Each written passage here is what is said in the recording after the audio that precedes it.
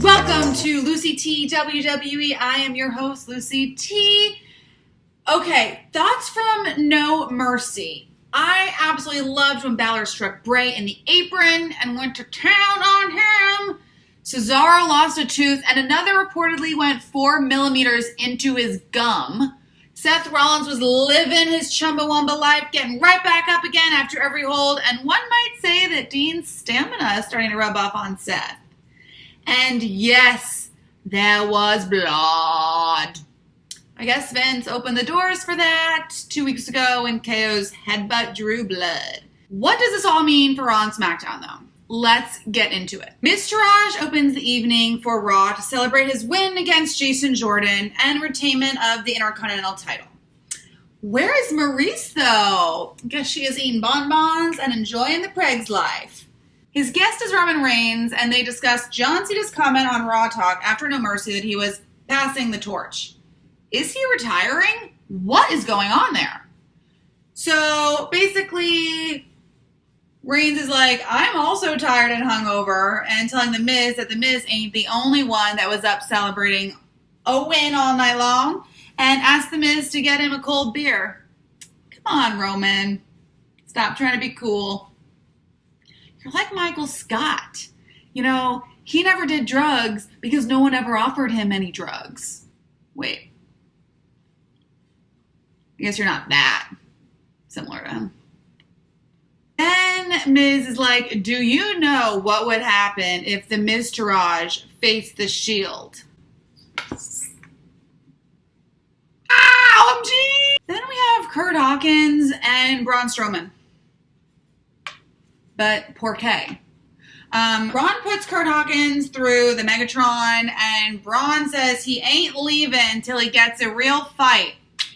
And Dean Ambrose comes on through, and there's a really funny moment where Dean is coming out and he sees Kurt Hawkins, looks at him and is like, ugh. Then he's like, meh, whatever, let's do this.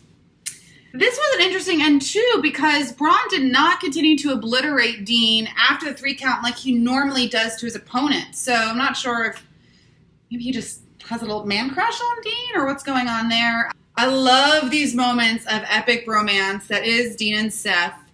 And backstage, we see Dean teasing Seth about his predictability as the architect. And Seth is like, yeah, well, how about this, huh? How about I face Braun Strowman next week? How's that for predictable? And is like fluttering his eyelashes, like trying to impress Dean. Alexa Bliss is a little bit upset that no one congratulated her for her victory. She kind of has a bit of a feminist point, I have to say. Serious, though. What the hell is Mickie James wearing? Mickie James, she can't have it both ways. Either she's an old lady who started the women's revolution 10 years ago, and Alexa Bliss is a little girl, or not. But honestly, I feel like Mickie James dresses like the women's division divas did before the revolution in the age of lingerie matches.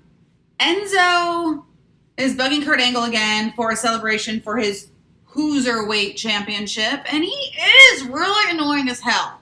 So desperate to make Cruiserweights a thing. Stop trying to make Cruiserweights happen, Gretchen. Oh, he's on the mic, and the Cruiserweight theme song comes on, and he's like, what is this shit music? The entire Cruiserweight division comes to the ramp, and they're like, shouldn't you know this music because you're on the Cruiserweights? So they basically go through the entire roster, introducing all of the Cruiserweight wrestlers to the WWE Universe. And Neville's voice, I found it really funny. Enzo! And Enzo's hair is like sticking up and he knows science. Enzo shares that the only reason that they have the final hour on Raw is because of him, and he's not wrong. He's not wrong. So, you know, Enzo earlier in the show had Kurt Angle sign a clause that says no one can make contact with him or touch him, or they will be exempt from having any opportunity at the championship in the future. But Neville don't give a shit. He still attacked Enzo and even made him eat that no contact clause. Yummy. Enzo is champion, but Neville is still the king. And congratulations, it worked. I might actually start watching 205 Live now. Kevin Owens opens up for Smackdown Live, and his former BFF, Sami Z, is like, yo, you snapped, bro. And Kevin's rubbing in all his successes in Sami Zayn's face. And I have to say, oh, Sami is good on the mic. And just as things are heating up, they literally drop their mics and are about to fight. And then Daniel Bryan comes out to make this matchup fish for the evening's main event. Then we have this ongoing thing with Baron Corbin and Ty Dillinger with the U.S. champ AJ Styles, who sits ringside for their match of the evening. Corbin ends up launching Dillinger through AJ and wins it by a countout, getting the shortcuts. He is super out of breath, though, when he finally gets the mic and announces that he wants AJ Styles at Hell in a Cell, and AJ accepts. I am shocked. Then we have the same Jinder and Karaoke Boys making fun of Shinsuke's face thing, but there's a twist. On the final face of Shinsuke, his fingers start to move, and it's like, oh, it's a video! And lights go down.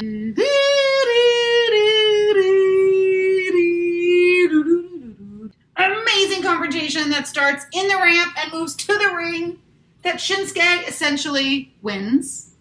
What is Jinder's balding mullet, though? Baron Corbin did that first.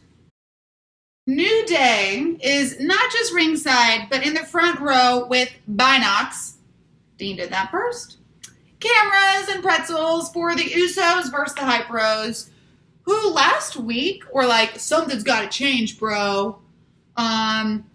So I was kind of waiting to see what that was going to be, but then Mojo attacks himself in, and Zack Ryder is pissed. So they get into it. Usos take advantage and win in like 2 minutes. They didn't really do anything with that, so I don't know, maybe they're going to start having a riff there. Really excited for the New Day's match with the Usos for their tag title rematch at Hell in a Cell, because a few weeks ago it got extreme and it was unreal, and I'm so excited to see them again in that environment. Okay, so this was the highlight of the entire show for me. Rusev's Bulgarian celebration! Aiden English is the MC for the celebration in Bulgaria. No one cares about that. And this kind of reminded me of when Mankind did This Is Your Life with The Rock. It is officially Rusev Day. There's a cardboard key to the city. Very official. And just as Aiden English is sharing with us the anthem of Rusev Day, RKO's out of nowhere all around for everyone. So I hope that this is going to build up to a larger max in the next pay-per-view, which I think is TLC. Then it goes dark.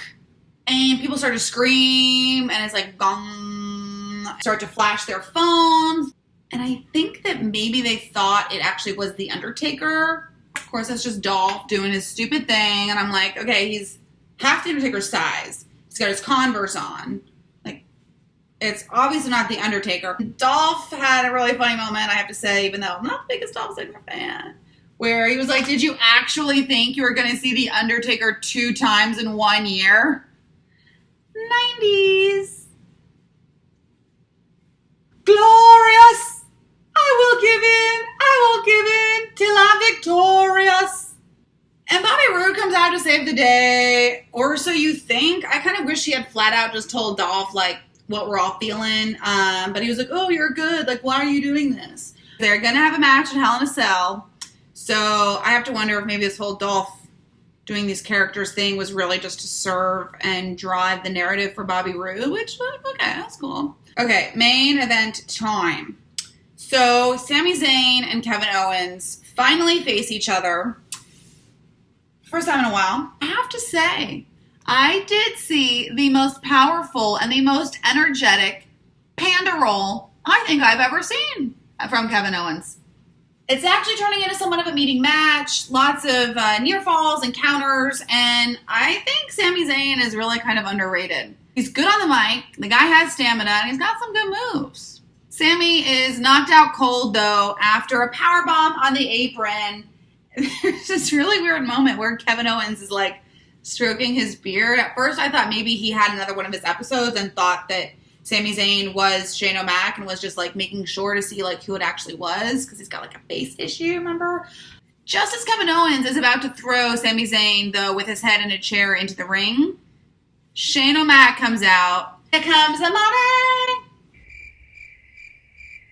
And scares the bejesus out of Kevin Owens, and he flees into the stands. Sign of the week definitely has to go to that amazing missing milk carton cutout with Cesaro's teeth. And that was on Raw. That was amazing, hilarious. I loved that sign. And I think this week was really a tie. I think Smackdown had to win for me.